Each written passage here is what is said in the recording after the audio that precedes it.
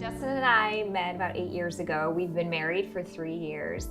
For me, I always knew I wanted to have kids, and that was something that attracted me to him when we first met, was that he was very involved with his family, and it was one of the first things that we talked about when we were dating.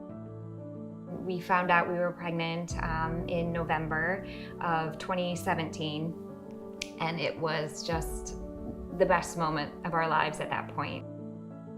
Just to know that we had this possibility of bringing a child into the world and fulfilling our dreams that we had had for so long. Fast forward to our 20-week ultrasound, and that's when we found out that Dax would be born with a critical congenital heart defect. That really kind of took the wind out of our sails.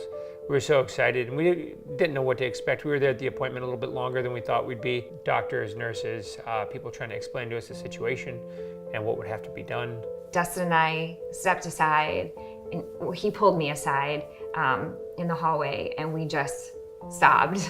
And he said to me, "We're keeping this baby, and we're gonna bring him into the world, and we're gonna give him the best life possible.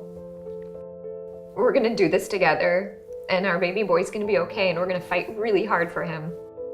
There was so much uncertainty and so many unknowns that it was terrifying.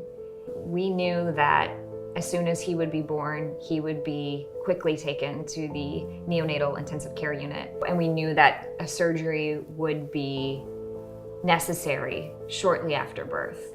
When he was born and we heard him cry, it was the most beautiful sound in the world. Euphoric, like her and I both were like crying and laughing and so happy to see him. They took him to the NICU right away. He needed immediate treatment to keep him alive. We thought we were prepared. We were not prepared for what it felt like to see your child struggling to live. And we knew he was a fighter, but we didn't know how hard his fight was going to be. A couple of days after his birth, he started showing some signs of complications. Every time we thought we were taking a step forward, we'd take 2 steps backwards. There was a reason we couldn't move on with the surgery, and he would, had an infection, or he would have a seizure, or they were worried about him, his breathing. He had a sleep apnea.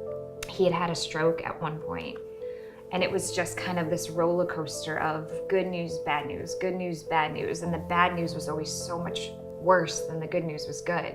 But we just had to sit back and watch and pray that he could fight, and he did.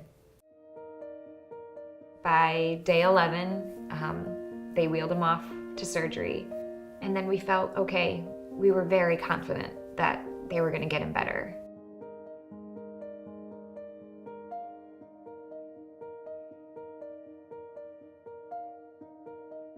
How can we use the best of the technology in ultrasound to produce a 3-dimensional heart from the fetus to take care of patients after they're born?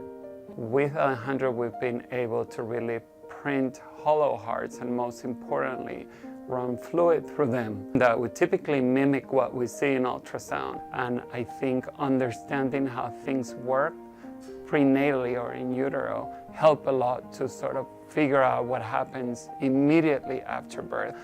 We were just at the beginning of this project when Ambert became our patient. They repaired all 4 heart defects and closed his chest and brought him up to his room. It was incredible what they did for him. Sometimes people donating or paying taxes, they don't see the benefit of what they're doing, and this directly affects the community.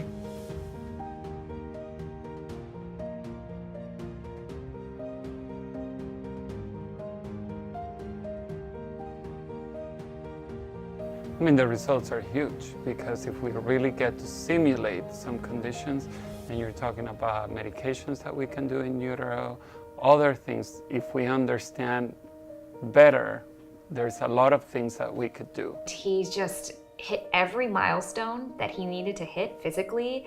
He's right on track. He's growing, he's eating well, he's doing all the things you want to see in a baby. I think the best part is that he is so happy. And just the way that he would look at us, his eyes, the looks that he would have and give us were so intent. He doesn't have any lasting effects from it right now. And they're telling us that he can be a normal kid, that he can do everything like a normal child would do. I've been involved with the American Heart Association for about 7 years. And all of those years that I spent meeting these families and getting to share their stories, I never could have imagined that we would be in that position.